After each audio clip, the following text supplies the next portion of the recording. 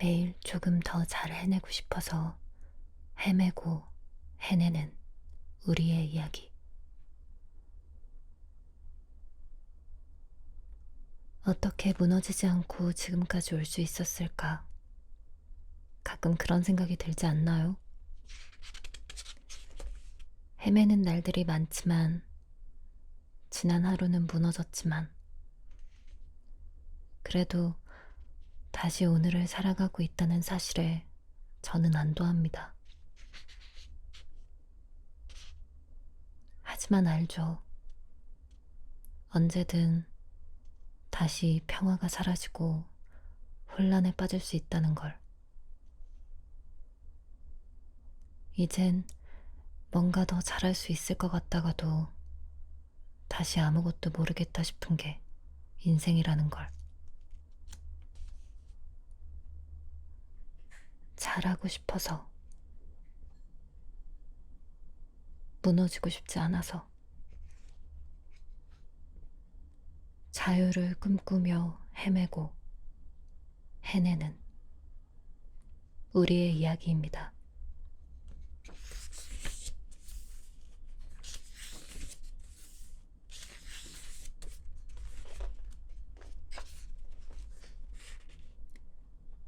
주연과 조연 사이.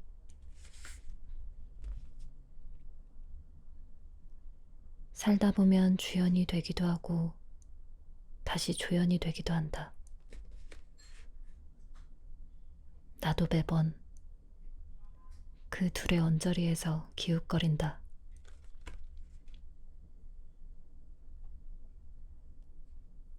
아나운서는 끊임없이 자신을 의심하게 되는 직업이다. 어떤 면에서 매일 돌을 닦는다고 할 수 있다.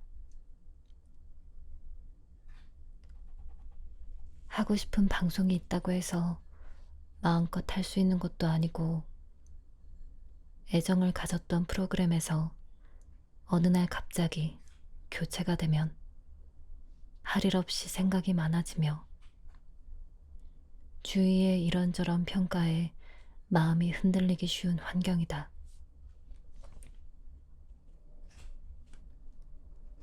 일이 많아도 힘들지만 일이 너무 없어도 자존감이 흔들린다.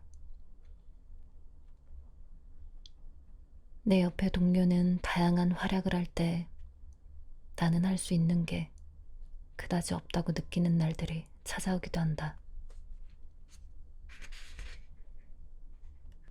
기다림이 길었던 시기가 있었다. 그 시절엔 보고 있으면 내 마음이 투영되는 것 같아서 유독 뮤지컬을 많이 봤었다. 고뇌하고 답답한 상황에 있는 인물이 불러주는 아리아를 들으면 어디에도 말하지 못한 불안감을 동질감으로 잠시나마 해소할 수 있었다. 자신의 감정을 저렇게 노래로, 표정으로, 연기로 표현할 수 있는 재능과 능력을 갖고 있다는 건 축복이구나. 다음 생에 뮤지컬 배우를 살 수 있다면 행복하겠다 생각했다. 무대를 바라보는 관객들의 시선은 의뢰 주연 배우에게 향하기 마련이지만, 그때 나는 주연 배우 옆에서 크게 주목받지 못하더라도 열심히 연기하는 조연 배우들의 얼굴을 살폈다. 아는 지인들만 알아볼 수 있는 역할이지만 본인의 최고치를 다해 쏟아내는 모습이 감동적이었다.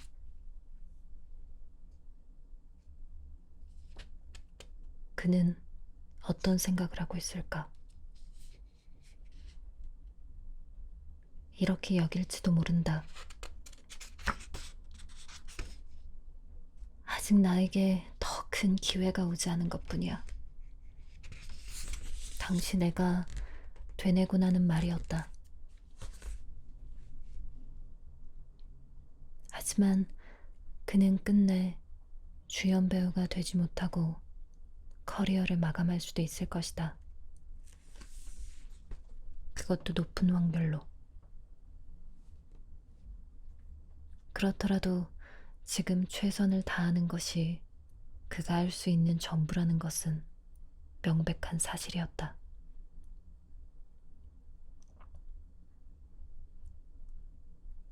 끝내 주연이 되지 못한다면 슬프겠지.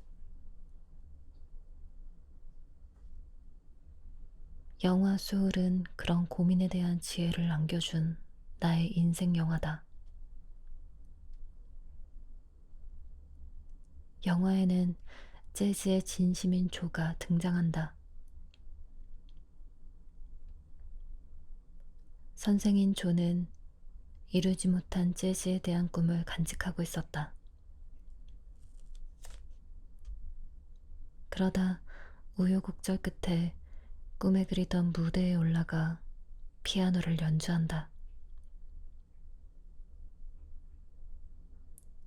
황홀한 기분으로 연주를 마쳤지만 막상 공연을 마치고 나온 그는 왜인지 허탈한 얼굴을 하고 있다. 간절히 바랬던 일인데 왜 이런 기분이 드는지 알 수 없다고 말하자 그의 선망의 대상이었던 색소폰 연주자 도로테아가 어린 물고기 이야기를 들려준다. 평생 바다를 그리워했던 어린 물고기가 있었다고. 그런데 어린 물고기가 바다로 가고 싶다고 투덜대자 어른 물고기가 이미 너는 바다에 있다고 말해주었다고 말이다. 조, 나도 이미 오래전부터 바다에 있는데 여전히 바다를 그리워하는구나. 도로테아는 말하고 싶었던 것이다. 이미 행복을 느낄 수 있는 것들이 곁에 있는데 계속해서 사람들은 더 큰 행복을 찾는다고 말이다. 이 장면에서 관객들은 쿵 하는 감정을 느낀다. 바다에 있으면서 또 다른 바다를 찾고 또 다른 바다를 찾고 그러다 얼마나 많은 것들을 우리는 놓치고 사는지.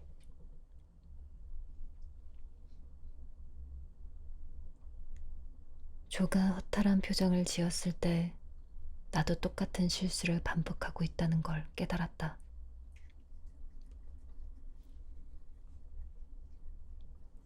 아나운서를 꿈꾸던 때엔 원하는 방송국에 합격만 한다면 월급을 받지 않아도 좋겠다고 생각했었고 세상 부러울 게 없을 것 같았다. 하지만 막상 방송국의 출입증을 목에 걸었어도 어제의 나와 오늘의 내가 특별히 달라진 건 없다 느꼈다.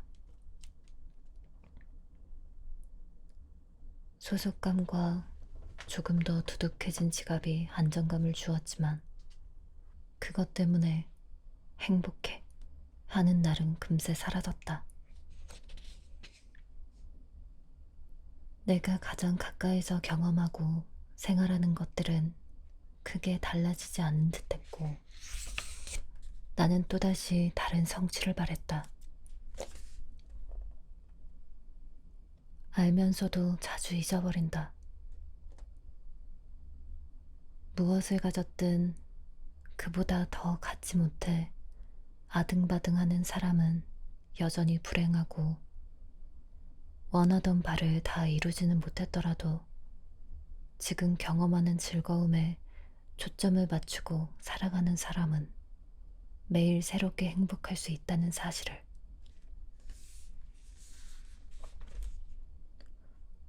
살다 보면 많은 행복이 넘치게 밀려오는 때도 있고 썰물처럼 한꺼번에 빠져나가기도 한다. 언젠가 주연이 되기도 하고 다시 조연이 되기도 한다. 나도 매번 그 둘의 언저리에서 기웃거린다. 어떤 순간에 있든 얼마나 더 자주 웃고 내 곁의 사람들과 얼마나 많은 사랑을 나누는가가 내 안의 평온함을 결정하는데 더 중요했다. 물론 그것만으론 살 수 없지만 언제나 그것이 없으면 행복은 요원한 것이 됐다. 고뇌만 있는 삶도 행복만 있는 삶도 없다. 그러니 삶을 송두리째 바꿀 대단한 일을 기대하기보다 고뇌와 행복 속에서 매 순간을 더 한껏 느끼고 나누고 사랑하며 살아가야겠다는 생각을 한다.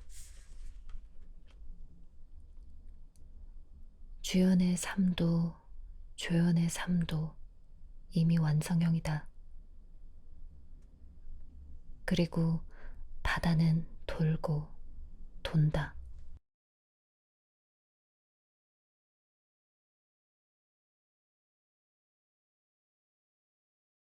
인생엔 만렙이 없습니다. 세상 이렇게 찌질한 날들일 수 있을까? 언제쯤 만년 막내 생활을 졸업할 수 있을까? 중간 관리자가 되어야 할 연차였지만 몇 번의 이직을 하고 이후로도 한동안 후배가 들어오지 않으면서 사회생활 8년 차가 넘어서도 여전히 막내로 불리고 있었다. 여러 회사에서 막내 역할을 자주 오랫동안 했으니 그만큼 직장 생활에 능숙해졌다고 할 수 있을까? 아니요. 직장 생활엔 인생엔 만렙이 없습니다. 우리는 이직할 때마다 새로운 게임 라운드에 진입하듯 그곳만의 독특한 문화에 빠르게 적응해야만 한다. 직장 문화가 만들어지는 경로는 다양한데 미꾸라지 같은 선배 한 명이 똥군기를 가져와 물을 흐리는 경우가 있는가 하면 1대1로는 분명 괜찮은 선배들 같은데 막상 모이면 이상한 집단주의가 발현되는 곳도 있다. 방송국이라는 곳도 언뜻 생각하기엔 매우 자유로운 분위기일 것 같지만 결코 말랑말랑한 곳이 아니다. 예전엔 기수관 서열 정리도 확실했는데 29살의 신입사원이었던 나는 억울하면 빨리 입사하지 그랬어 라는 말을 종종 농담처럼 들어야 했다. 열심히 살다 보니 이 나이가 된걸요. 결코 입 밖으로는 내지 못할 말을 꿀꺽 삼켰다. 요즘엔 서로 몇 살인지 잘 묻지도 의식하지도 않으니 여러모로 구시대의 마지막 즈음을 걷는 것도 같다. 여하튼 막내는 조직의 피라미드에서 가장 약자일 수밖에 없다. 입김은 약하고 이래저래 떨어지는 잔 업무는 많고 오해도 많이 받는다. 옷차림, 말투, 생김새, 한마디 발언까지 도마 위에 오르곤 한다. 이 시기엔 스트레스로 연애사가 급격히 꼬이기도 하고 급격히 살이 찌거나 살이 빠지는 증상도 겪는다. 나의 회사 생활에서 5번째로 신입사원이 되어 다시 수습 기간을 지나던 때였다. 출근 시간쯤이 되면 동기 단체방엔 어디야? 하는 질문이 오갔다. 혼자 출근하는 게 아직은 어색해서 입구에서 함께 만나 들어가는 게 든든한 힘이 되던 시절이었다. 그런데 입사 기념 사진 촬영을 할 때만 해도 해사했던 얼굴들이 날이 갈수록 퍼석해져 가는 게 눈에 보였다. 이 방만 공기순환이 안 되는 건가? 교육을 받는 방에 하루 종일 앉아 있다 보니 얼굴에 뾰루지가 잘 올라왔다.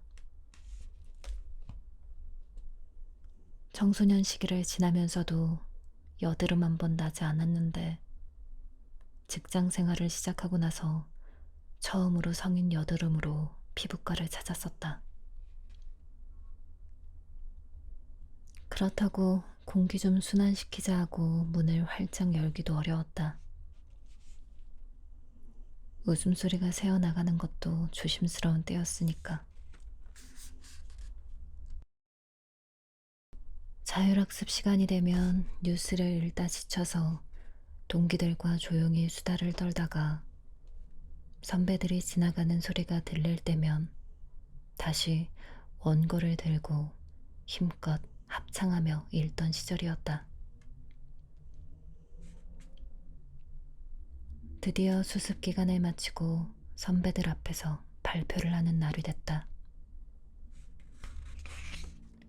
선배들이 다 같이 여럿 모인 자리는 처음인지라 긴장감에 몸이 발발 떨렸다. 지금까지 했던 어떤 생방송보다 더 긴장이 됐다. 첫 발표 타자는 맞이인 나였다. 맞이.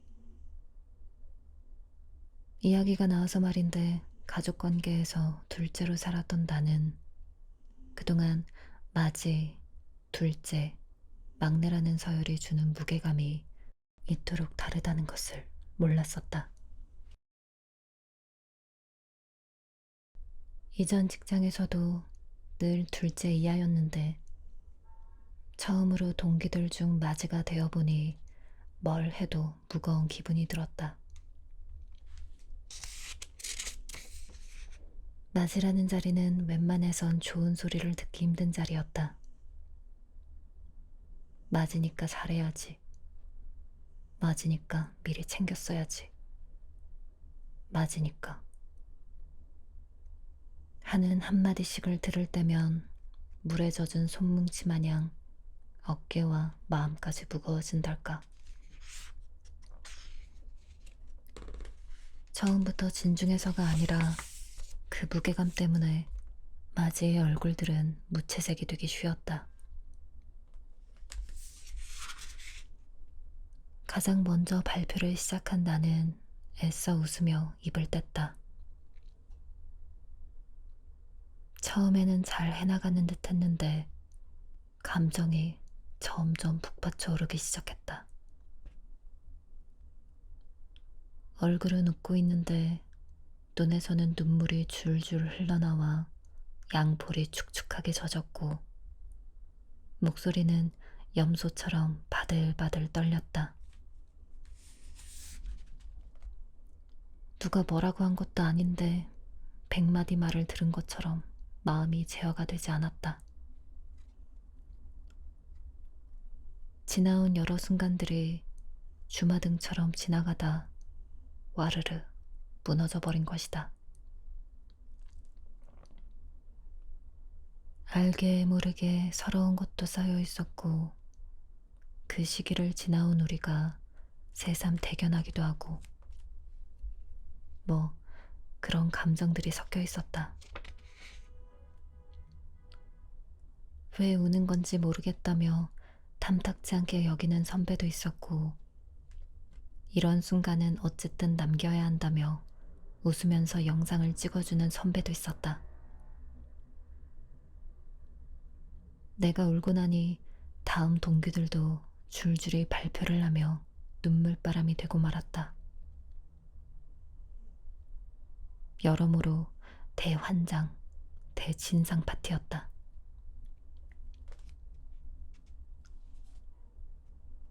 지금 생각하면 그때의 나에게 제발 울지 말라고 하며 말리고 싶지만 당신 안은 많이 위축되어 있었다. 한껏 약해져 있었기에 눈물을 제어하는 능력도 퇴화되어 있었다. 모든 게 우그러지고 쭈그러들어 길을 못 펴던 시기였다. 살면서 처음 겪어보는 감정이라 어떻게 대처해야 할지 다잡아야 할지 몰랐고 그저 숨고만 싶었다.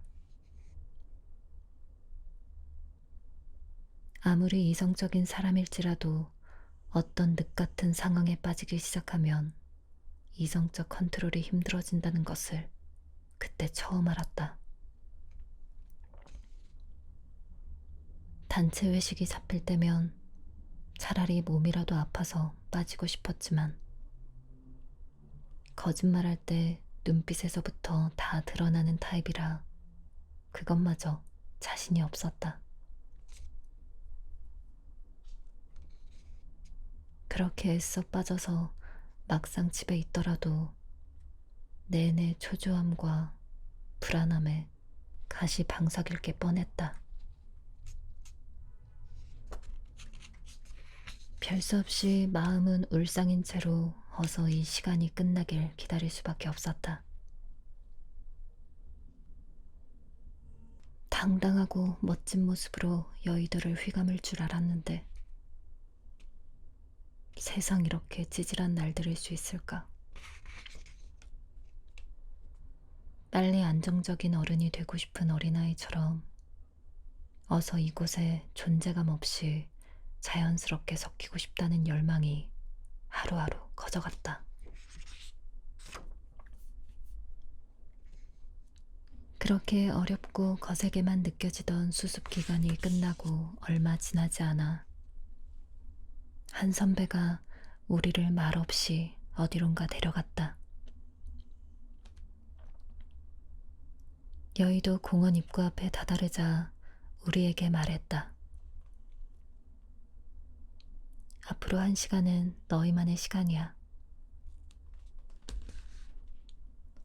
선배는 우리를 각기 다른 방향으로 뿔뿔이 흩어지게 했다. 그냥 1시간 동안 천천히 걸어도 좋고 벤치에 앉아 숲속의 소리를 가만히 듣고 있어도 좋으니 각자의 방식대로 사색의 시간을 가지라고 말했다. 선배는 알고 있었다.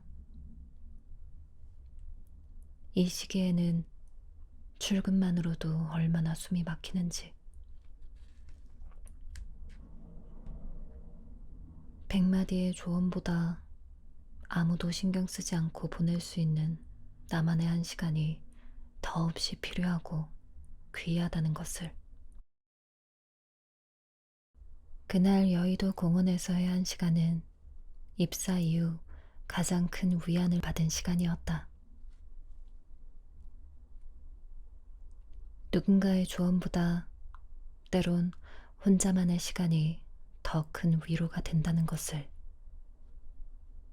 오후의 볕이 가득한 여의도 공원에서 알게 됐다.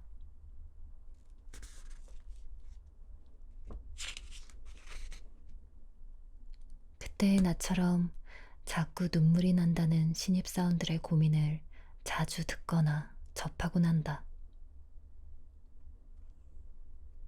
오해받는 게 분해서 미흡한 부분을 지적받으면 부족함이 막막해서 운다고 했다. 힘든 시기를 지나고 있는 친구들에게 지금 이 시기가 지나면 다 괜찮아질 거다 라는 말은 차마 할 수가 없다. 앞으로도 상황에 따라 힘든 일은 또 생길 테니까. 나도 신입사원일 땐 5년차, 10년차 선배들의 여유로움이 너무나 부러웠다. 어떻게 저렇게 고민 없는 평온한 얼굴일까? 매일 출퇴근 생활을 오랜 시간 해내왔다는 것 자체만으로도 엄청난 존경심을 갖게 했다. 흔하고 흔한 게 버스와 지하철 안의 직장인인 줄 알았는데 다들 대단한 사람들이었어. 하지만 시간이 더 지나 알게 된 건 시행착오가 쌓이면서 무언가에 익숙해지기는 할지언정 계속 능숙한 사람은 없다는 사실이었다.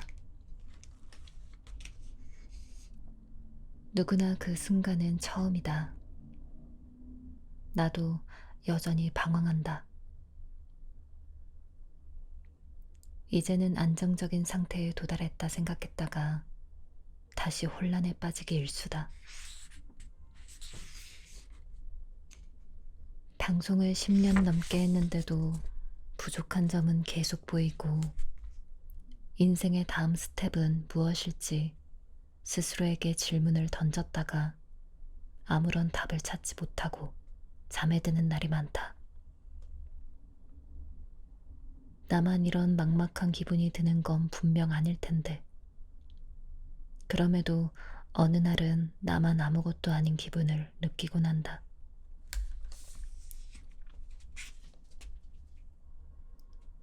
나 67살이 처음이야. 꽃보다 누나에 나왔던 윤여정 배우의 말이다. 알았으면 이렇게 안 살지. 인생을 처음 살아보는 거기 때문에 아쉬울 수밖에 없고 아플 수밖에 없고 계획을 할 수가 없었어.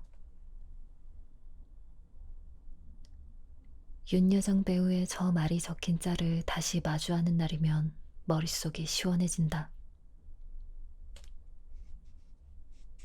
이만큼 성숙한 어른도 힘들고 처음이라는데 나도 당연한 거 아닌가 하고. 이렇게 저렇게 했더니 이만큼 성공했어 라는 말은 분명 동기부여가 되고 고무적이지만 때론 이렇게 인생을 다 이해할 것 같은 인물이 얼마나 오래 살았든 얼마나 많은 것들을 성취했든 인생은 원래 다 처음이고 어려운 거야 라는 말을 해주는 게 참 고맙다. 그러니까 시행착오는 당연한 것이다.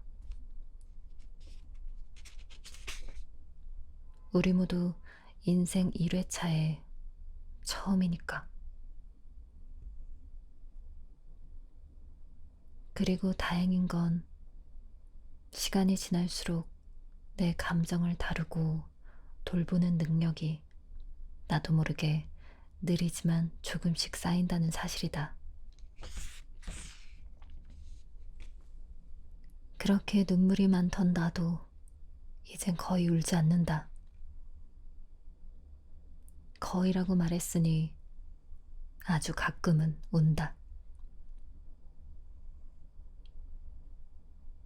여의도 공원 벤치에 앉아 언제쯤 마음 편히 출근할 수 있는 날이 올까 고민하던 그때의 나보다 강한 사람이 된 걸까? 아니면 눈물샘에도 탄탄한 근육이 붙은 걸까? 그보다는 상황과 사람을 이해하게 된 것 같다. 호통을 쳤던 선배 중에 알고 보니 그렇게 조언을 귀담아 들을 만한 사람이 아니라는 것을 알게 되기도 했고, 불합리한 상황에서 용기 내서 말을 꺼내는 담력, 이해하기 힘들었던 누군가의 입장을 달리 바라볼 수 있는 너그러움도 쌓였다. 과하게 굽실거리지 않는 법,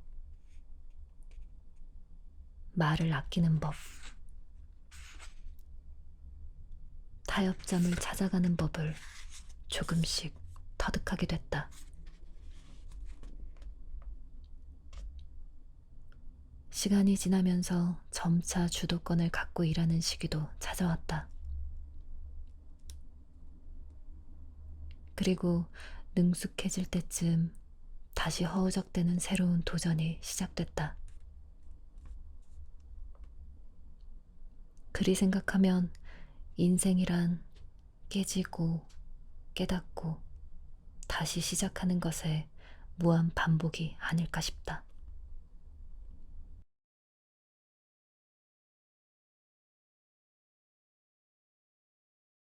소중하고 당연한 것들은 소리 없이 변해간다.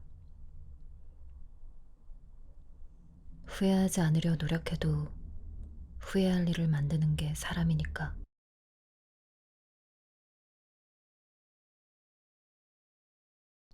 회사 일로도 힘들 텐데 괜히 엄마가 신경 쓰게 해서 미안해.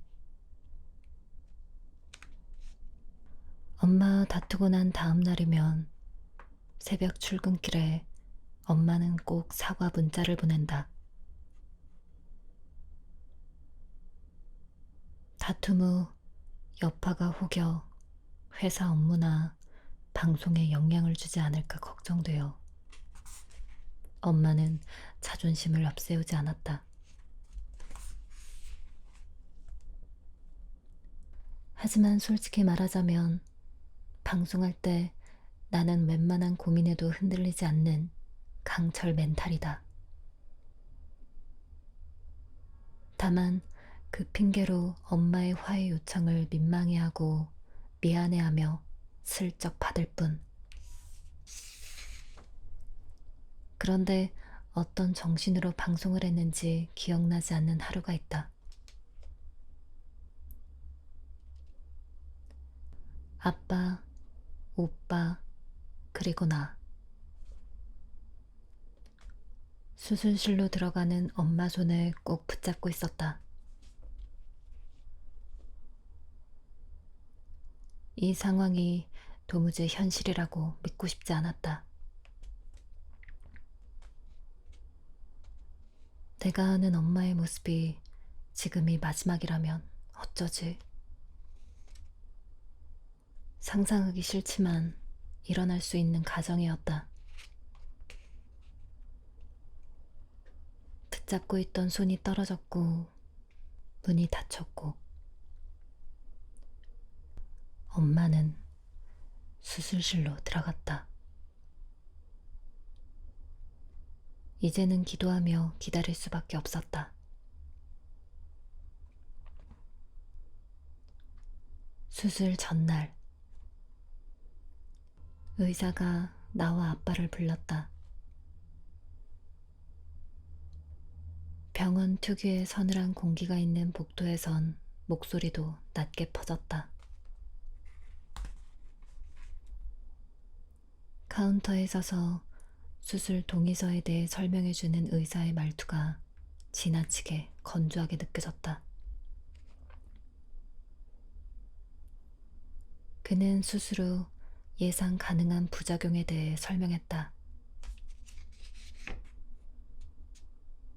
수술 이후에 눈이 안 보일 수도 있고 의식이 돌아오지 않을 수도 있다고 했다. 그럼에도 지금 이 동의서에 서명을 해야 한단 말인지.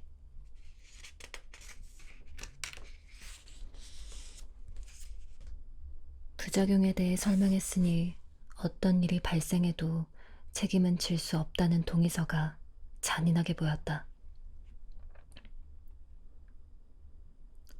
선택의 여지가 없어 눈물을 뚝뚝 흘리며 서명을 했다.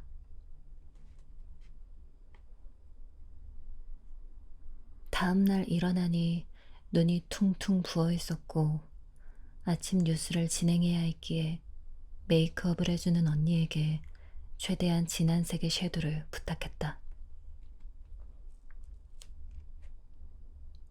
엄마는 병원에서 내가 진행하는 뉴스를 보며 수술실에 들어갈 준비를 하고 있었다. 이때의 경험은 우리 가족에게 확실한 충격 요법이 되었다. 언제라도 곁에 있을 것 같던 엄마가 그렇지 않을 수 있다는 것을. 엄마에게 했던 못된 말과 행동을 만회하거나 되돌릴 기회가 없을 수도 있다는 것을 생생하게 느끼게 된 것이다. 평생을 얼마나 후회하며 살아갈 뻔했을까? 나중에 함께 축하하고 싶은 순간들이 생겼을 때 엄마가 부재한다면 얼마나 마음이 아플까?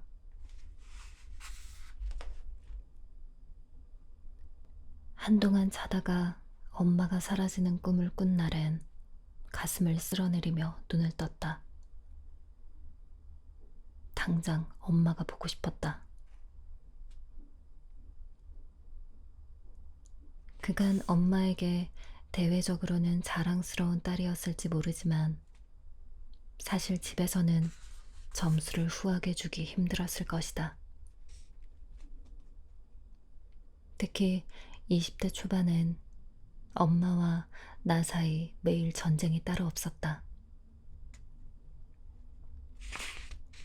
친구들과 어울리는 것을 무척이나 좋아했던 나는 그동안 어떻게 참고 성실하게 공부했나 싶게 서울로 대학을 오고 나선 집에 연락 한번 제대로 안 했고 오는 연락조차 제대로 받지 않았다. 전국에서도 이례적으로 기숙사 관리인이나 통금이 없었던 학교라 밤을 새워가며 낙성대와 서울대 입구역에서 친구들과 밤을 찢었다. 휴대폰을 가방 속에 처박아 두고 볼 생각을 하지 않았다. 새롭고 설레고 재미있는 게 너무 많은 시절이었다. 엄마는 연락이 닿지 않아 애를 태우다가 나중에 내가 뒤늦게 전화를 걸면 화를 냈다. 나는 화내는 엄마에게 다시 짜증을 냈다. 내가 애도 아니고 지금 잘 있는데 뭐가 문제냐고. 취업 준비생이 되어서는 엄마가 내 눈치를 봤다. 엄마가 더 지원을 해줘야 하는데 그러지 못해 미안하다면서. 이렇게 키워준 것 이상으로 무슨 도움과 지원이 필요한가 의아했지만 엄마는 그냥 내게 미안해했다. 불합격을 하는 날엔 애써 씩씩하려 애쓰는 내가 안쓰럽게 보였나 보다.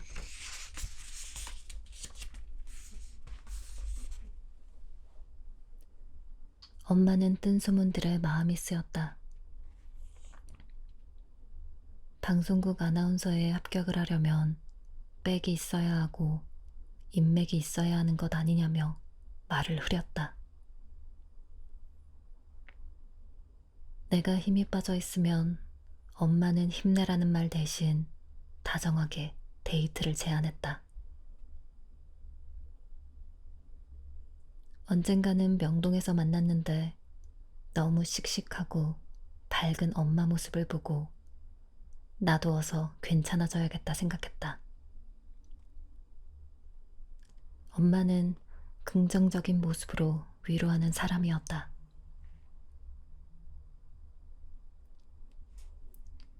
취업을 하고 나면 여유가 생길 줄 알았다. 이제 안정적인 직장이 있으니까 더 이상 예민할 일도 없겠지.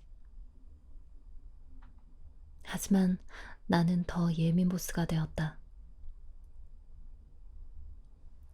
회사에서의 매일이 녹록지 않았고 퇴근하고 돌아와선 완전히 녹다운이 되어버렸다.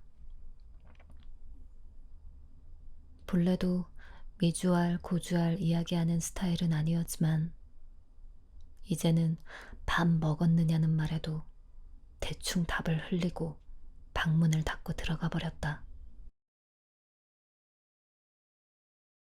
내가 쿵 하고 방문을 닫고 들어갔을 때 문을 바라보고 엄마는 어떤 생각을 했을까?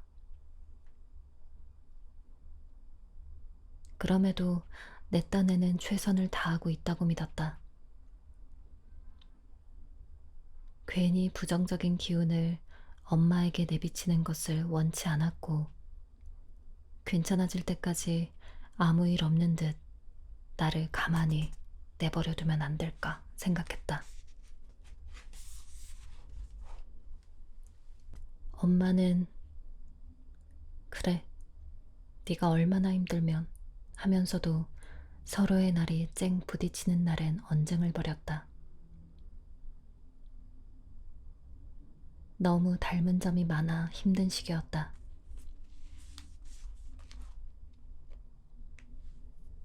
하지만 수술 이후 나와 엄마의 관계는 달라졌다. 예전 같으면 바득바득 우겨서라도 이겨야 속이 시원했을 말다툼이 이기고 나면 외려 불편해지는 것이다. 상처받는 쪽이 되면 차라리 엄마를 미워할 수라도 있지만 내가 엄마에게 상처를 주고 나면 나중에 또 얼마나 후회하려고 싶어 금방 사과를 건넸다. 엄마도 나도 이제 서로에게 후회할 일을 만들고 싶지 않은 것이다. 또한 언젠가라는 말로 미루지 않게 되었다. 엄마와 여행하는 것, 엄마와 사진 찍는 것, 엄마가 행복한 일을 함께 하는 것을. 언젠가 내가 더 잘 되면, 더 성공하면 해야지 했던 것들은 지금 해도 되는 것들이었다. 관계는 조건부가 아니었다. 그래서 이젠 해마다 휴가를 갈 때 2년에 한 번은 꼭 엄마와 함께 떠난다. 그러면서 우리에게 다음에 휴가가 반드시 있기를 바란다. 엄마가 건강하기만을 바란다. 집에서 일상적인 꾸미지 않은 모습도 자주 사진을 찍는다. 그 모습도 소중하다. 엄마는 뭐 이런 모습을 찍느냐고 하면서도 오히려 한 번 더 익살스러운 표정을 취해준다.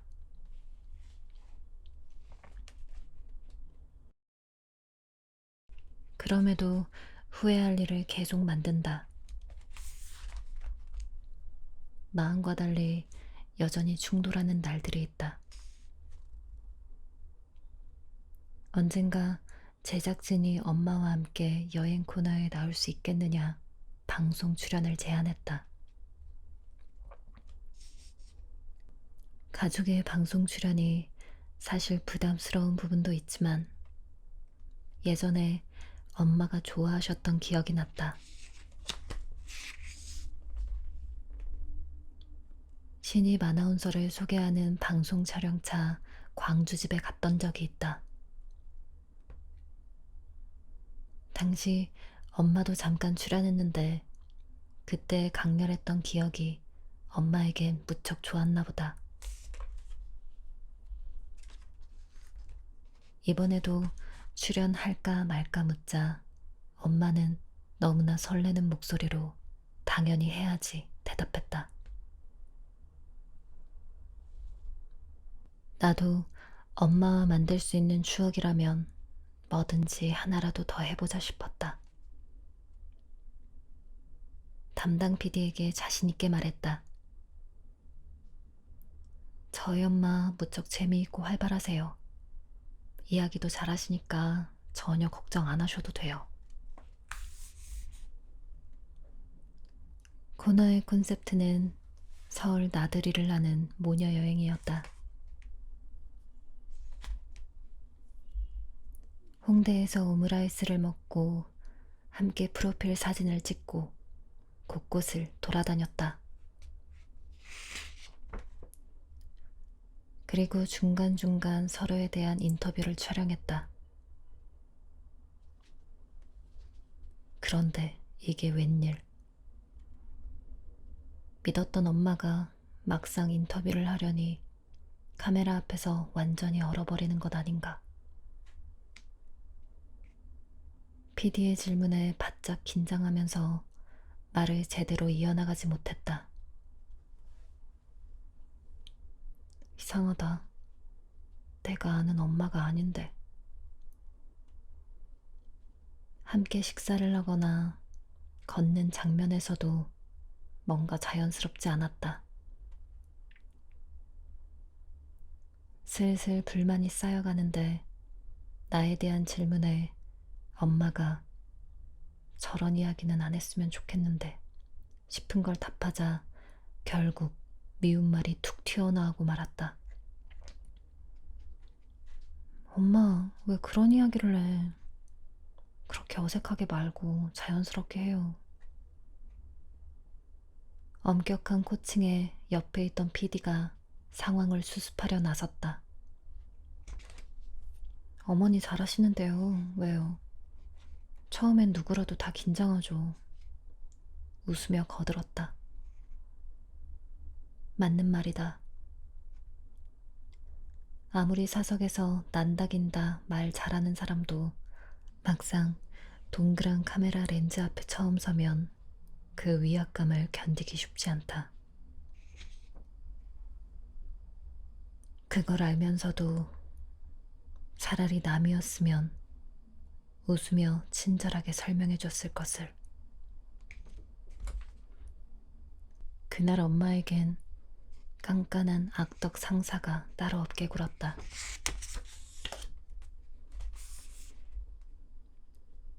이때 차라리 엄마가 어디 너는 처음부터 방송 잘했느냐고 따졌으면 좋았을걸.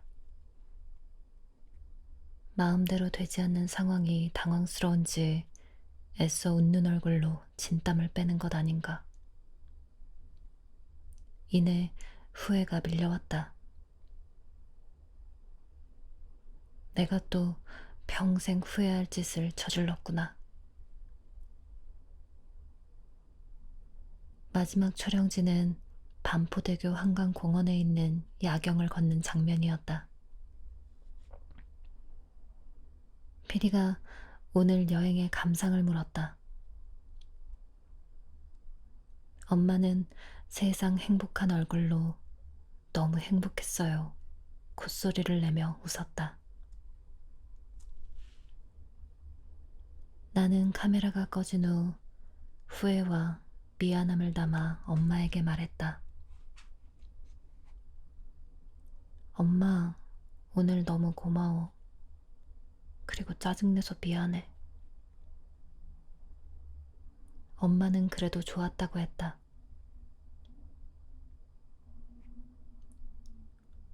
엄마는 지금도 종종 언제 또 함께 방송 출연하면 좋을 텐데 하고 읊조리신다. 언젠가 또 우리에게 그런 기회가 온다면 그땐 정말 짜증 하나도 내지 않고 엄마에게 잘하겠다 다짐한다. 하지만 또 모르지. 후회하지 않으려 노력해도 후회할 일을 만드는 게 사람이니까. 여전히 나는 가장 소중한 사람에게 후회할 일을 저지르고 나는 미숙한 인간이니까. 언젠가 아빠가 말했다. 지나고 보니 그때는 중요한 줄 알았는데 그렇지 않은 것들이 많더라. 살면서 그다지 중요하지 않은 것에 전력을 다하고 진짜 중요한 것은 언젠가라는 말로 미루며 그러지 않아도 될 것에 완벽주의를 들이밀고 후회할 말을 하며 산다. 바삐 살다가 정신을 차려보면 주변은 어느새 달라져 있다. 우리 부모님은 평소에 어떤 시간을 보내며 살고 있는 걸까? 아는 게 그다지 없다. 언제 이렇게 머리카락 숱이 줄고 주름이 늘었을까? 늘 당연한 줄 알았던 것들이 변한다. 그걸 뒤늦게 알아차릴 때는 후회하며 아린 마음을 쥐어짤지도 모를 일이다.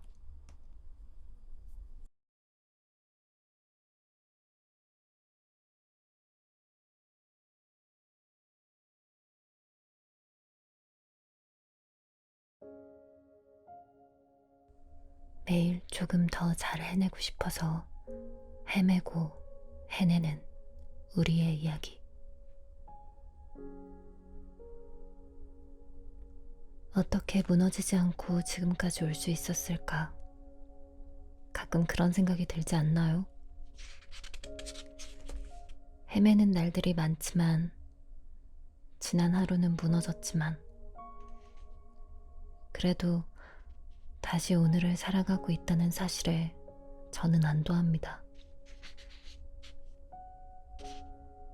하지만 알죠. 언제든 다시 평화가 사라지고 혼란에 빠질 수 있다는 걸. 이젠 뭔가 더 잘할 수 있을 것 같다가도 다시 아무것도 모르겠다 싶은 게 인생이라는 걸. 잘하고 싶어서, 무너지고 싶지 않아서, 자유를 꿈꾸며 헤매고 해내는 우리의 이야기입니다.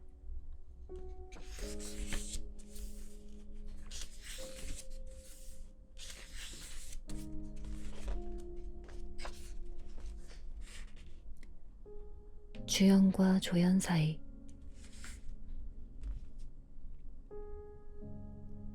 살다 보면 주연이 되기도 하고 다시 조연이 되기도 한다.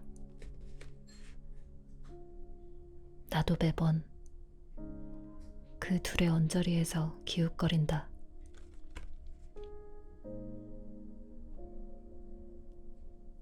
아나운서는 끊임없이 자신을 의심하게 되는 직업이다. 어떤 면에서 매일 돌을 닦는다고 할 수 있다. 하고 싶은 방송이 있다고 해서 마음껏 할 수 있는 것도 아니고, 애정을 가졌던 프로그램에서 어느 날 갑자기 교체가 되면 할 일 없이 생각이 많아지며 주위의 이런저런 평가에 마음이 흔들리기 쉬운 환경이다.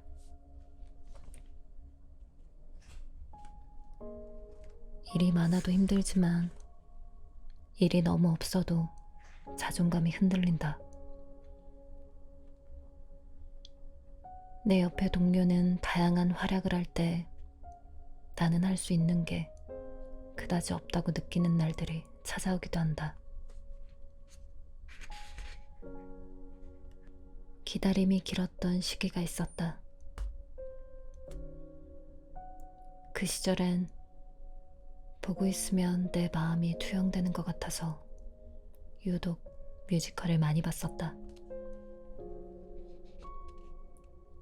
고뇌하고 답답한 상황에 있는 인물이 불러주는 아리아를 들으면 어디에도 말하지 못한 불안감을 동질감으로 잠시나마 해소할 수 있었다. 자신의 감정을 저렇게 노래로, 표정으로, 연기로 표현할 수 있는 재능과 능력을 갖고 있다는 건 축복이구나. 다음 생에 뮤지컬 배우를 살 수 있다면 행복하겠다 생각했다. 무대를 바라보는 관객들의 시선은 을의 주연 배우에게 향하기 마련이지만, 그때 나는 주연 배우 옆에서 크게 주목받지 못하더라도 열심히 연기하는 조연 배우들의 얼굴을 살폈다. 아는 지인들만 알아볼 수 있는 역할이지만 본인의 최고치를 다해 쏟아내는 모습이 감동적이었다.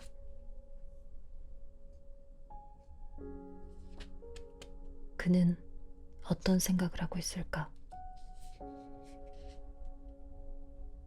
이렇게 여길지도 모른다. 아직 나에게 더 큰 기회가 오지 않은 것뿐이야. 당시 내가 되뇌곤 하는 말이었다. 하지만 그는 끝내 주연 배우가 되지 못하고 커리어를 마감할 수도 있을 것이다. 그것도 높은 확률로. 그렇더라도 지금 최선을 다하는 것이 그가 할 수 있는 전부라는 것은 명백한 사실이었다.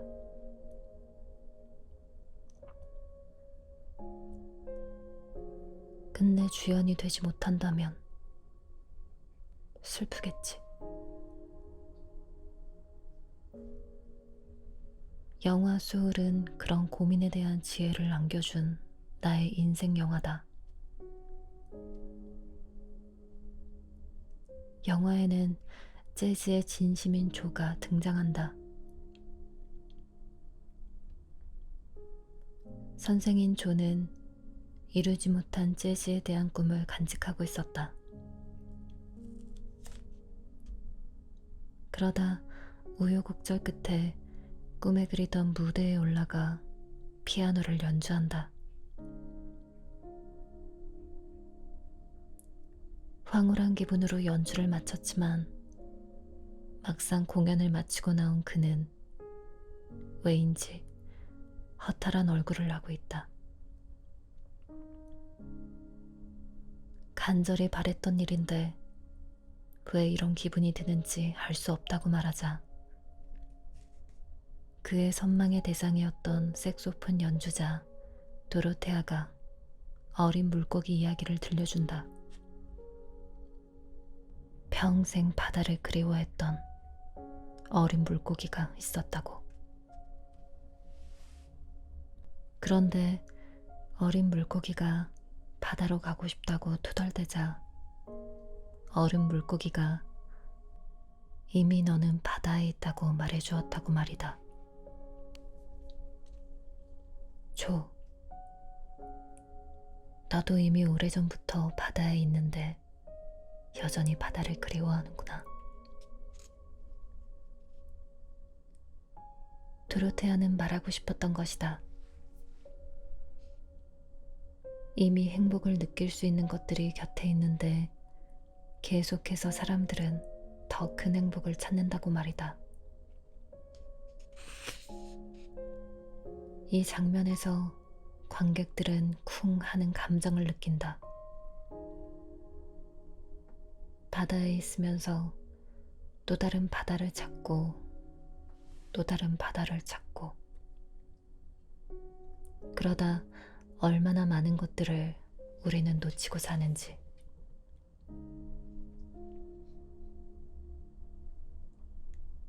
조가 허탈한 표정을 지었을 때 나도 똑같은 실수를 반복하고 있다는 걸 깨달았다.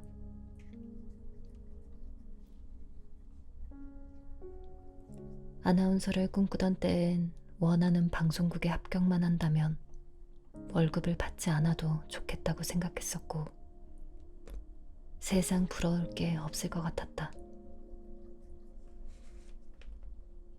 하지만 막상 방송국의 출입증을 목에 걸었어도 어제의 나와 오늘의 내가 특별히 달라진 건 없다 느꼈다.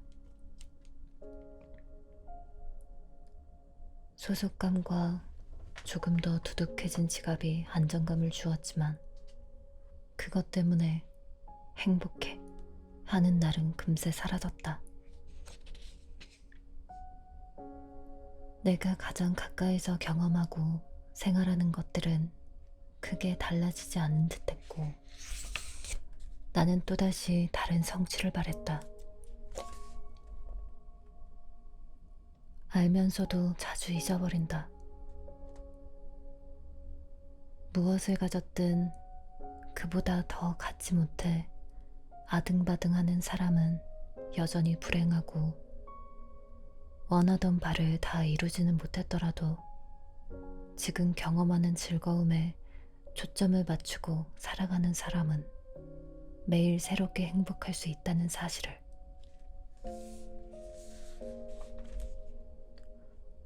살다 보면 많은 행복이 넘치게 밀려오는 때도 있고 썰물처럼 한꺼번에 빠져나가기도 한다.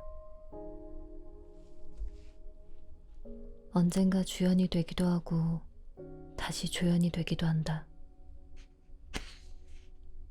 나도 매번 그 둘의 언저리에서 기웃거린다.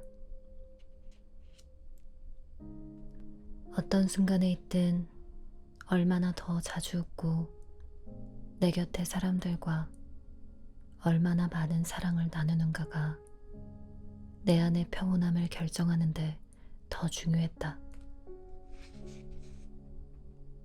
물론 그것만으론 살 수 없지만 언제나 그것이 없으면 행복은 요원한 것이 됐다. 고뇌만 있는 삶도 행복만 있는 삶도 없다. 그러니 삶을 송두리째 바꿀 대단한 일을 기대하기보다 고뇌와 행복 속에서 매 순간을 더 한껏 느끼고 나누고 사랑하며 살아가야겠다는 생각을 한다. 주연의 삶도 조연의 삶도 이미 완성형이다. 그리고 바다는 돌고 돈다.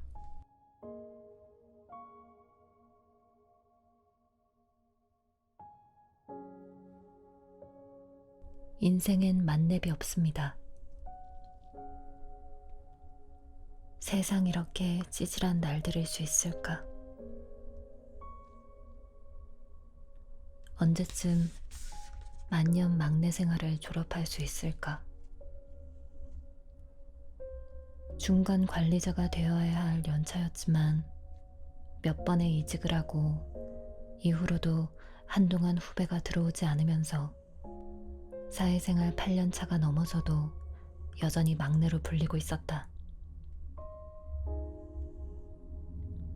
여러 회사에서 막내 역할을 자주 오랫동안 했으니 그만큼 직장 생활에 능숙해졌다고 할 수 있을까?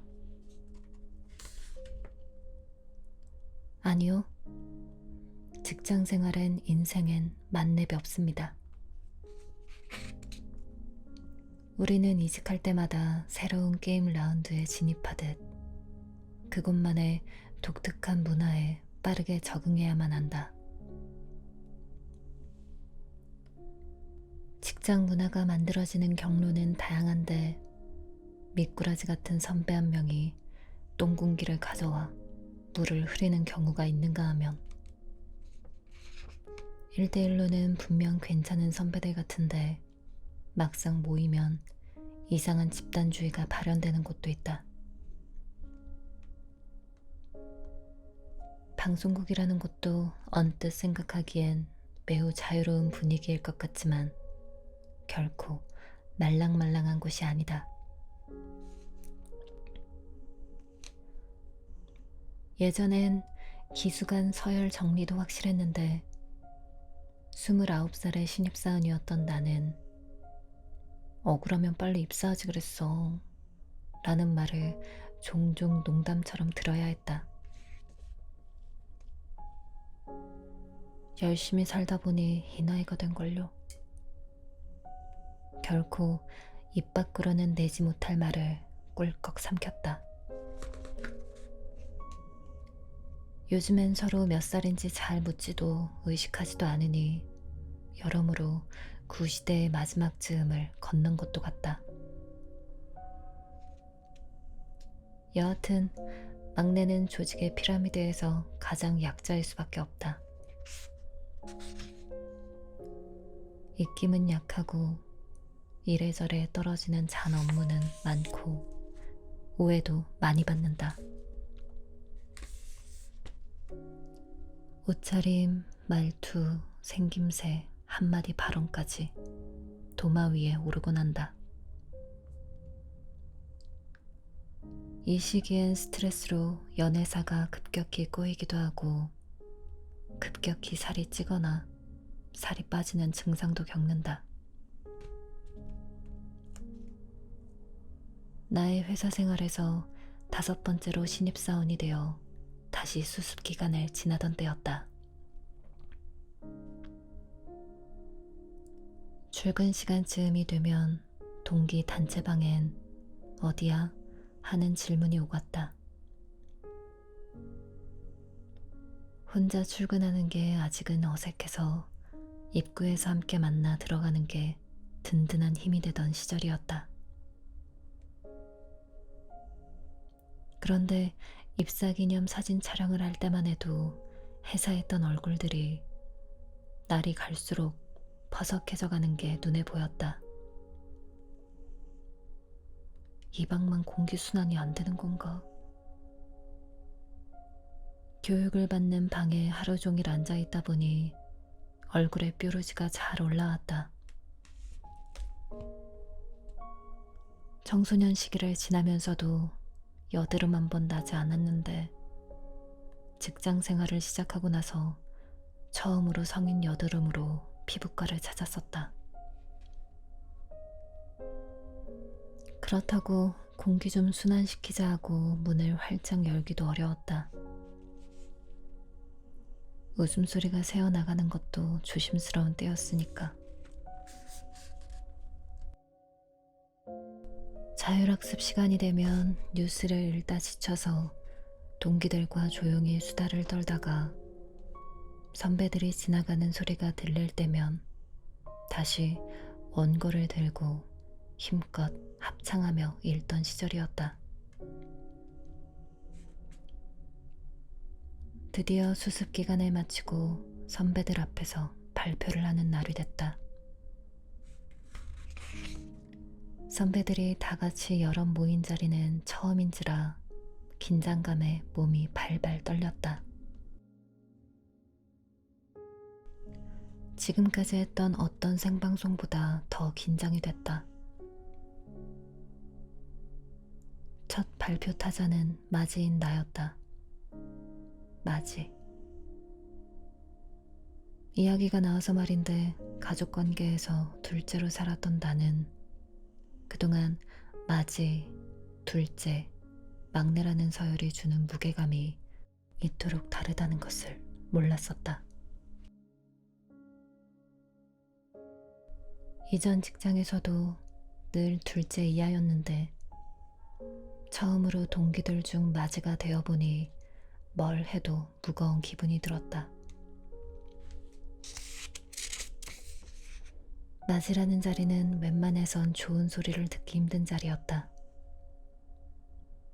맞으니까 잘해야지. 맞으니까 미리 챙겼어야지. 맞으니까. 하는 한마디씩을 들을 때면 물에 젖은 손뭉치 마냥 어깨와 마음까지 무거워진달까. 처음부터 진중해서가 아니라 그 무게감 때문에 마지의 얼굴들은 무채색이 되기 쉬웠다. 가장 먼저 발표를 시작한 나는 애써 웃으며 입을 뗐다. 처음에는 잘 해나가는 듯 했는데 감정이 점점 북받쳐 오르기 시작했다. 얼굴은 웃고 있는데 눈에서는 눈물이 줄줄 흘러나와 양볼이 축축하게 젖었고 목소리는 염소처럼 바들바들 떨렸다. 누가 뭐라고 한 것도 아닌데 100마디 말을 들은 것처럼 마음이 제어가 되지 않았다. 지나온 여러 순간들이 주마등처럼 지나가다 와르르 무너져버린 것이다. 알게 모르게 서러운 것도 쌓여 있었고 그 시기를 지나온 우리가 새삼 대견하기도 하고 뭐 그런 감정들이 섞여 있었다. 왜 우는 건지 모르겠다며 탐탁지 않게 여기는 선배도 있었고, 이런 순간은 어쨌든 남겨야 한다며 웃으면서 영상을 찍어주는 선배도 있었다. 내가 울고 나니 다음 동기들도 줄줄이 발표를 하며 눈물바람이 되고 말았다. 여러모로 대환장, 대진상 파티였다.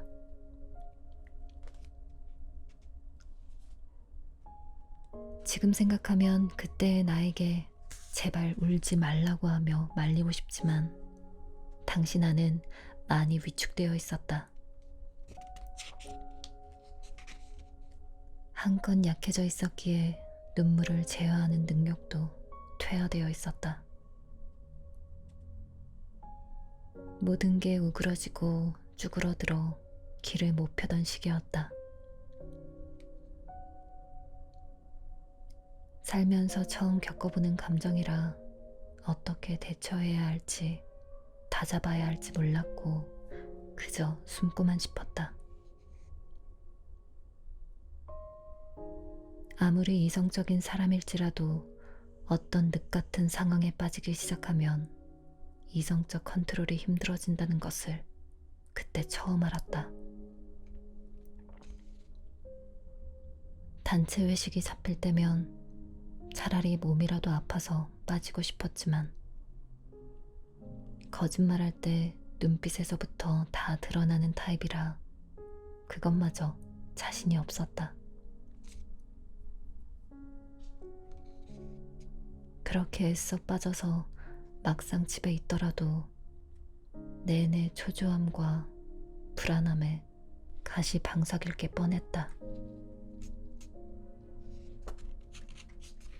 별 수 없이 마음은 울상인 채로 어서 이 시간이 끝나길 기다릴 수밖에 없었다.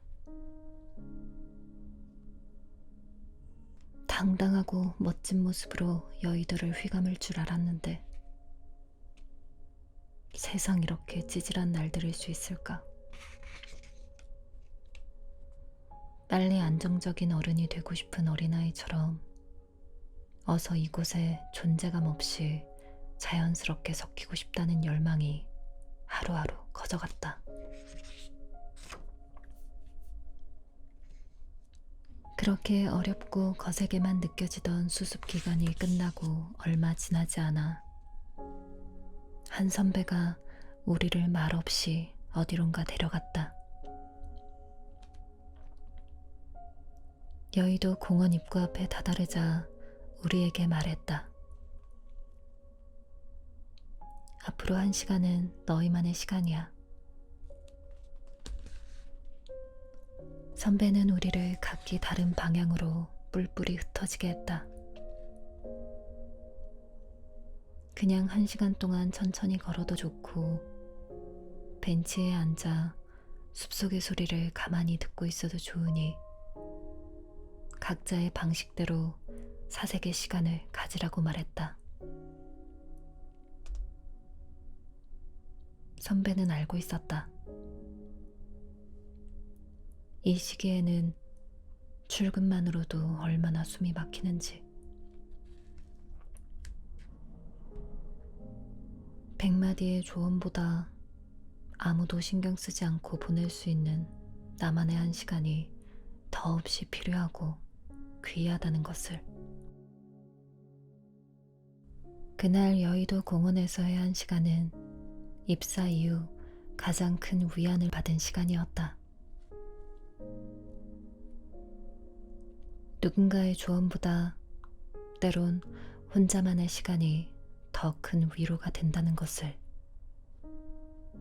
오후의 볕이 가득한 여의도 공원에서 알게 됐다.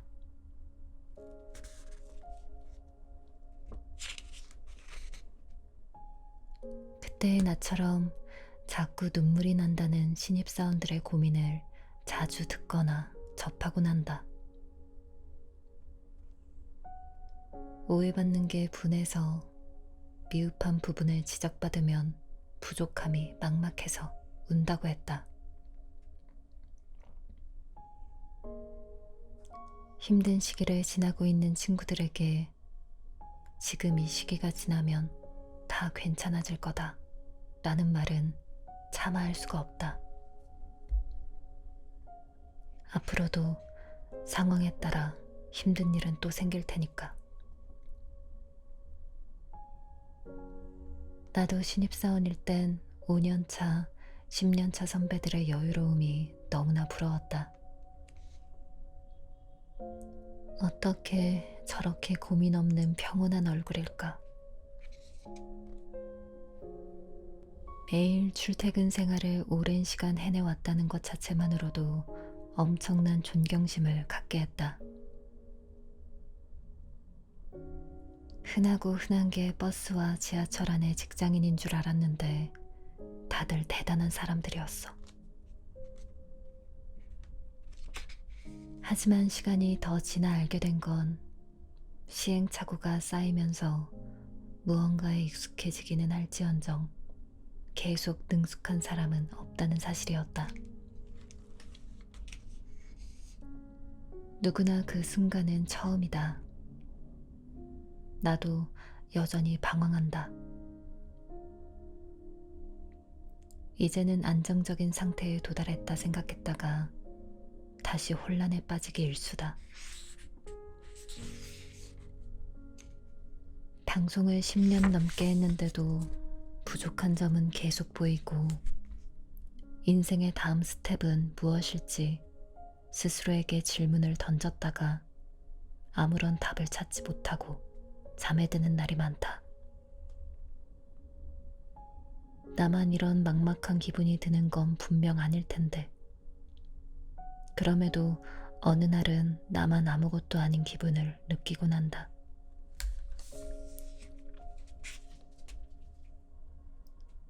나 67살이 처음이야. 꽃보다 누나에 나왔던 윤여정 배우의 말이다. 알았으면 이렇게 안 살지. 인생을 처음 살아보는 거기 때문에 아쉬울 수밖에 없고 아플 수밖에 없고 계획을 할 수가 없었어. 윤여정 배우의 저 말이 적힌 짤을 다시 마주하는 날이면 머릿속이 시원해진다. 이만큼 성숙한 어른도 힘들고 처음이라는데 나도 당연한 거 아닌가 하고 이렇게 저렇게 했더니 이만큼 성공했어 라는 말은 분명 동기부여가 되고 고무적이지만 때론 이렇게 인생을 다 이해할 것 같은 인물이 얼마나 오래 살았든 얼마나 많은 것들을 성취했든 인생은 원래 다 처음이고 어려운 거야 라는 말을 해주는 게 참 고맙다. 그러니까 시행착오는 당연한 것이다. 우리 모두 인생 1회차의 처음이니까. 그리고 다행인 건 시간이 지날수록 내 감정을 다루고 돌보는 능력이 나도 모르게 느리지만 조금씩 쌓인다는 사실이다. 그렇게 눈물이 많던 나도 이젠 거의 울지 않는다. 거의라고 말했으니 아주 가끔은 운다. 여의도 공원 벤치에 앉아 언제쯤 마음 편히 출근할 수 있는 날이 올까 고민하던 그때의 나보다 강한 사람이 된 걸까? 아니면 눈물샘에도 탄탄한 근육이 붙은 걸까? 그보다는 상황과 사람을 이해하게 된 것 같다. 호통을 쳤던 선배 중에 알고 보니 그렇게 조언을 귀담아 들을 만한 사람이 아니라는 것을 알게 되기도 했고, 불합리한 상황에서 용기 내서 말을 꺼내는 담력, 이해하기 힘들었던 누군가의 입장을 달리 바라볼 수 있는 너그러움도 쌓였다. 과하게 굽실거리지 않는 법, 말을 아끼는 법, 타협점을 찾아가는 법을 조금씩 터득하게 됐다.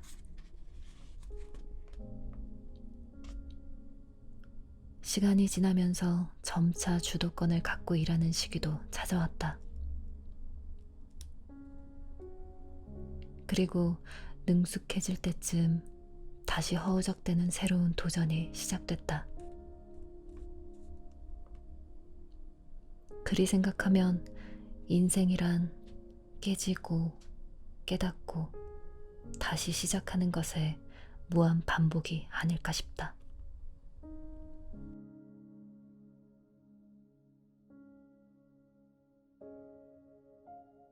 소중하고 당연한 것들은 소리 없이 변해간다. 후회하지 않으려 노력해도 후회할 일을 만드는 게 사람이니까.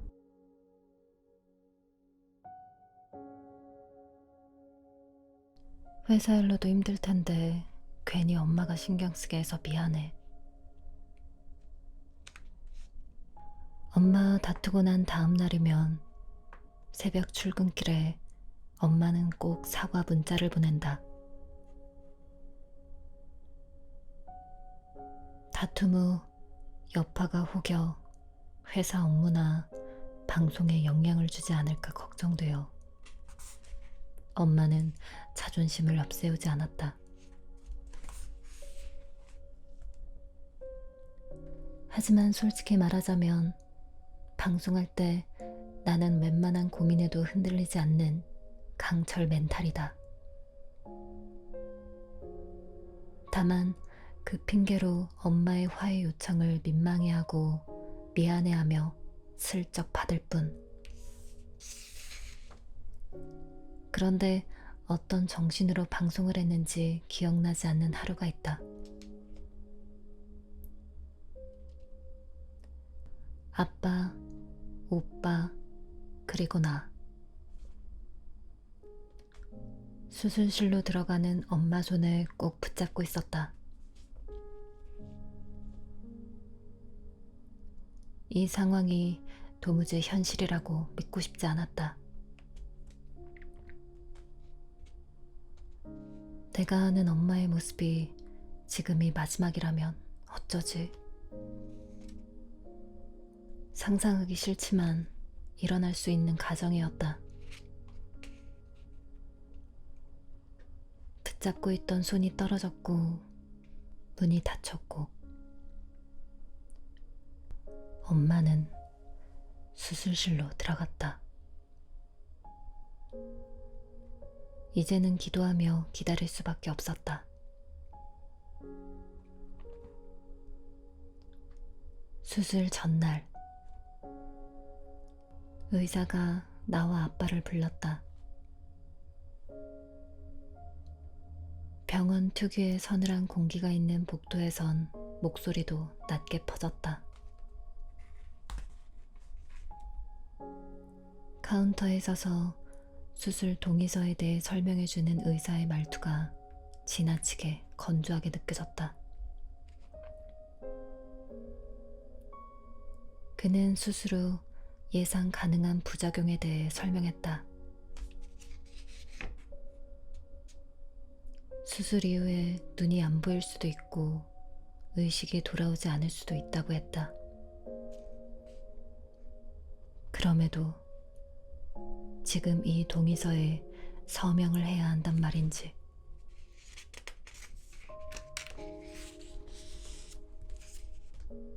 부작용에 대해 설명했으니 어떤 일이 발생해도 책임은 질 수 없다는 동의서가 잔인하게 보였다.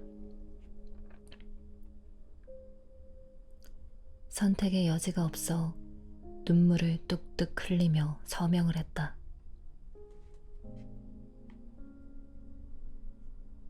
다음날 일어나니 눈이 퉁퉁 부어 있었고 아침 뉴스를 진행해야 했기에 메이크업을 해주는 언니에게 최대한 진한 색의 섀도를 부탁했다.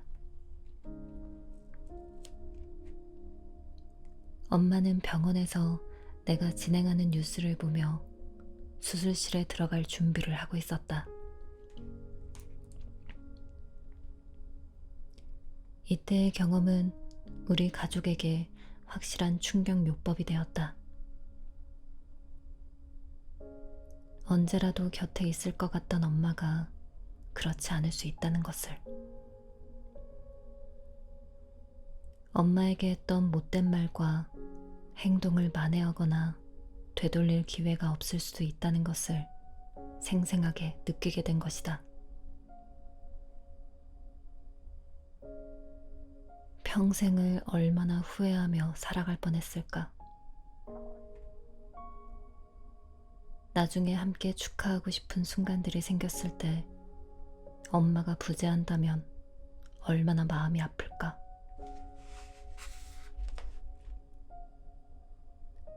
한동안 자다가 엄마가 사라지는 꿈을 꾼 날엔 가슴을 쓸어내리며 눈을 떴다.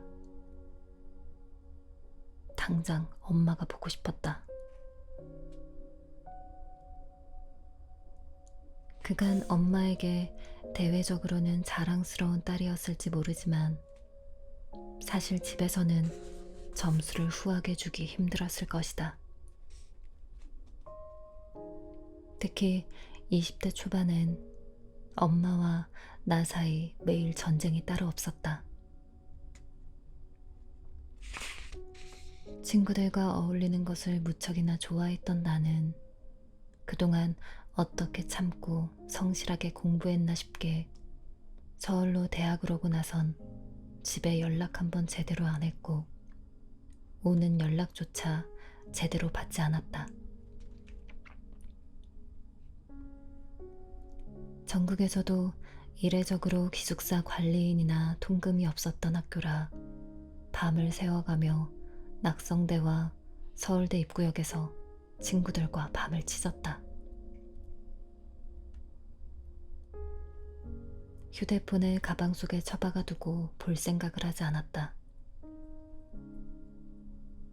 새롭고 설레고 재미있는 게 너무 많은 시절이었다. 엄마는 연락이 닿지 않아 애를 태우다가 나중에 내가 뒤늦게 전화를 걸면 화를 냈다. 나는 화내는 엄마에게 다시 짜증을 냈다. 내가 애도 아니고 지금 잘 있는데 뭐가 문제냐고. 취업 준비생이 되어서는 엄마가 내 눈치를 봤다. 엄마가 더 지원을 해줘야 하는데 그러지 못해 미안하다면서. 이렇게 키워준 것 이상으로 무슨 도움과 지원이 필요한가 의아했지만 엄마는 그냥 내게 미안해했다.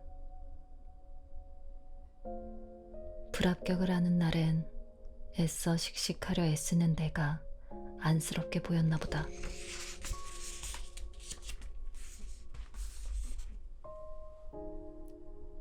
엄마는 뜬 소문들에 마음이 쓰였다. 방송국 아나운서에 합격을 하려면 백이 있어야 하고 인맥이 있어야 하는 것 아니냐며 말을 흐렸다. 내가 힘이 빠져 있으면 엄마는 힘내라는 말 대신 다정하게 데이트를 제안했다. 언젠가는 명동에서 만났는데 너무 씩씩하고 밝은 엄마 모습을 보고 나도 어서 괜찮아져야겠다 생각했다. 엄마는 긍정적인 모습으로 위로하는 사람이었다.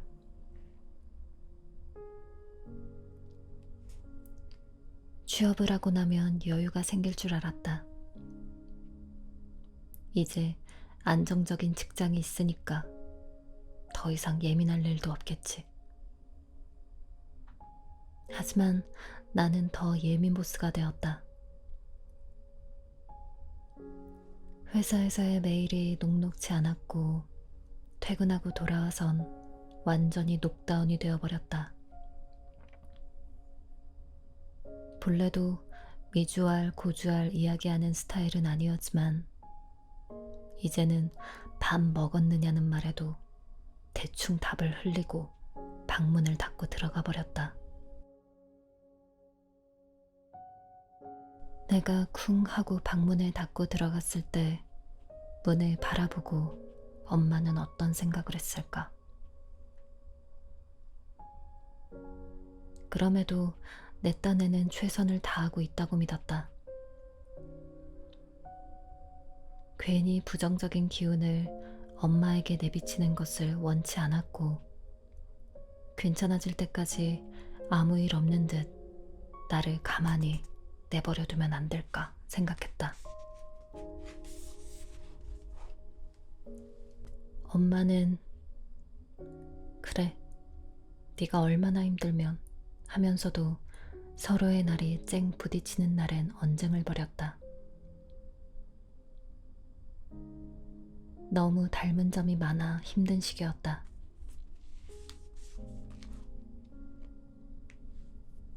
하지만 수술 이후 나와 엄마의 관계는 달라졌다. 예전 같으면 바득바득 우겨서라도 이겨야 속이 시원했을 말다툼이 이기고 나면 외려 불편해지는 것이다. 상처받는 쪽이 되면 차라리 엄마를 미워할 수라도 있지만 내가 엄마에게 상처를 주고 나면 나중에 또 얼마나 후회하려고 싶어 금방 사과를 건넸다. 엄마도 나도 이제 서로에게 후회할 일을 만들고 싶지 않은 것이다. 또한 언젠가라는 말로 미루지 않게 되었다. 엄마와 여행하는 것, 엄마와 사진 찍는 것, 엄마가 행복한 일을 함께 하는 것을. 언젠가 내가 더 잘되면, 더 성공하면 해야지 했던 것들은 지금 해도 되는 것들이었다. 관계는 조건부가 아니었다. 그래서 이젠 해마다 휴가를 갈 때 2년에 한 번은 꼭 엄마와 함께 떠난다. 그러면서 우리에게 다음에 휴가가 반드시 있기를 바란다. 엄마가 건강하기만을 바란다. 집에서 일상적인 꾸미지 않은 모습도 자주 사진을 찍는다. 그 모습도 소중하다. 엄마는 뭐 이런 모습을 찍느냐고 하면서도 오히려 한 번 더 익살스러운 표정을 취해준다.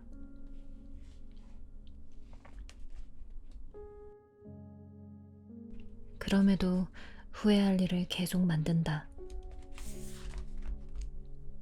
마음과 달리 여전히 충돌하는 날들이 있다. 언젠가 제작진이 엄마와 함께 여행 코너에 나올 수 있겠느냐 방송 출연을 제안했다. 가족의 방송 출연이 사실 부담스러운 부분도 있지만 예전에 엄마가 좋아하셨던 기억이 났다. 신입 아나운서를 소개하는 방송 촬영차 광주집에 갔던 적이 있다. 당시 엄마도 잠깐 출연했는데 그때 강렬했던 기억이 엄마에겐 무척 좋았나 보다.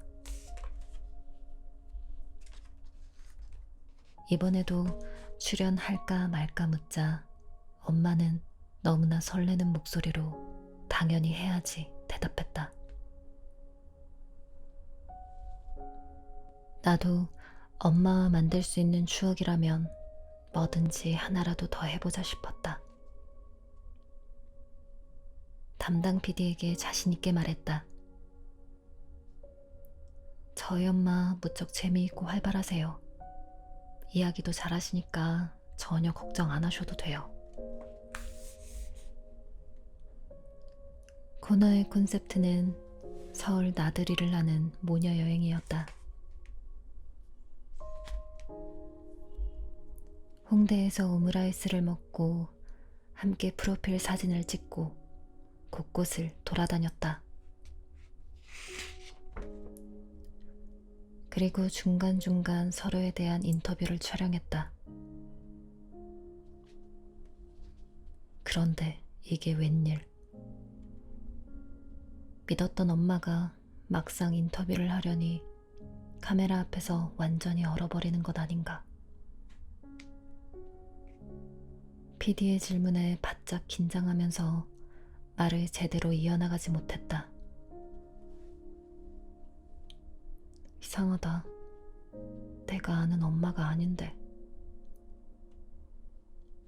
함께 식사를 하거나 걷는 장면에서도 뭔가 자연스럽지 않았다.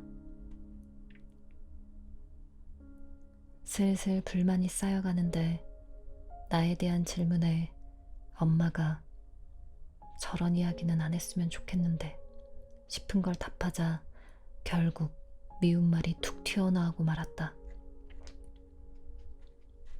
엄마, 왜 그런 이야기를 해?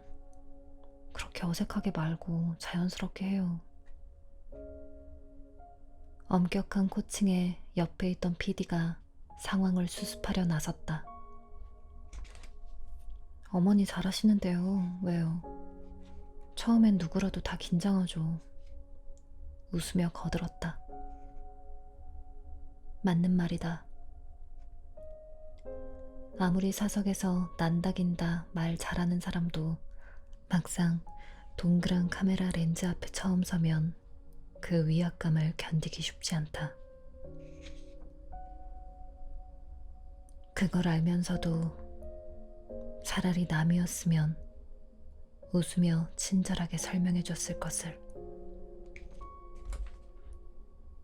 그날 엄마에겐 깐깐한 악덕 상사가 따로 없게 굴었다.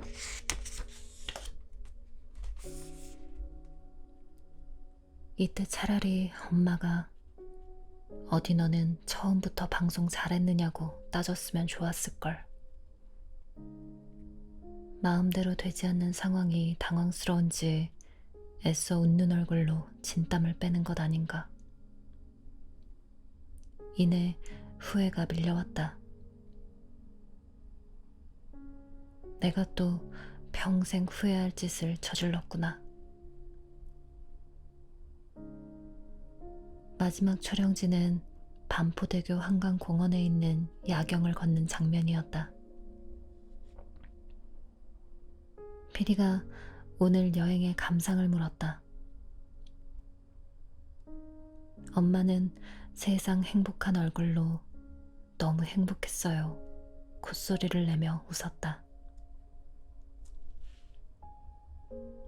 나는 카메라가 꺼진 후 후회와 미안함을 담아 엄마에게 말했다. 엄마, 오늘 너무 고마워. 그리고 짜증내서 미안해. 엄마는 그래도 좋았다고 했다.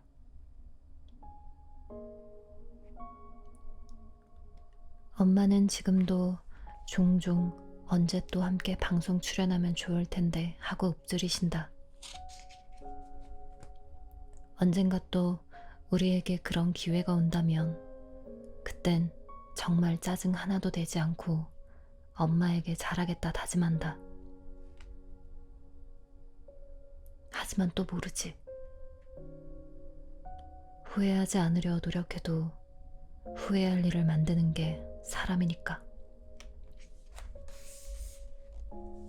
여전히 나는 가장 소중한 사람에게 후회할 일을 저지르곤 하는 미숙한 인간이니까.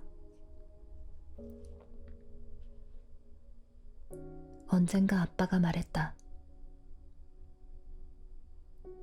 지나고 보니 그때는 중요한 줄 알았는데 그렇지 않은 것들이 많더라.